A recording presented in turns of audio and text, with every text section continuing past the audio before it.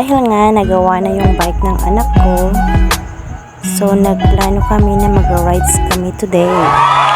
So guys, samahan nyo kami, mag-rides tayo.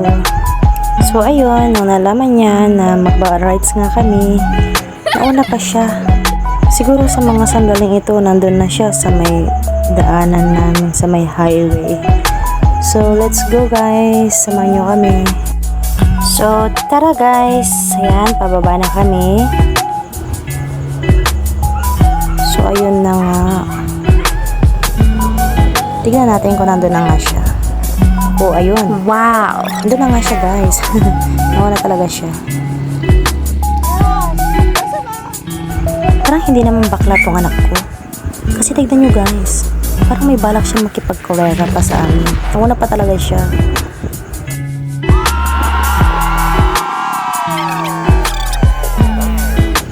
Ay, for the go.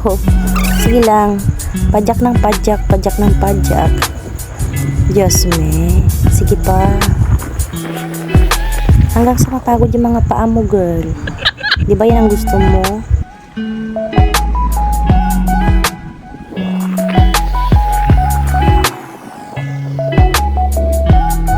Pero parang mas napapagod ako nagbo-voice over dito. Ay nako. Ganyan siguro pag yung first time pa lang, ayun, kung ano yun, hinabol na siya ng mga aso.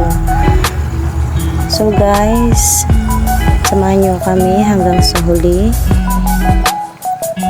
Ini-speed ko na nga itong video niya para matapos na. Kasi sobrang layo niya guys, sa totoo lang. Siguro mga 30 minutes siyang nagbabike dyan.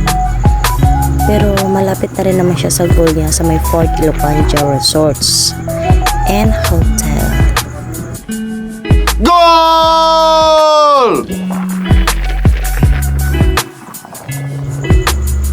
At ayan na nga, pagkatapos ng 10 taon, 10 taon lang talaga, Charis. Ayan, nandito na kami. So ayan na nga yung Fort Ilocanja Resorts and Hotel. Ayan. Shoutout din kay Daddy Panjo na nag-ayos ng bike. Thank you, Daddy.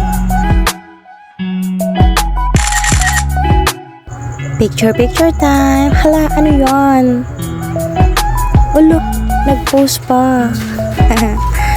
Oy. Hala, ang ganda.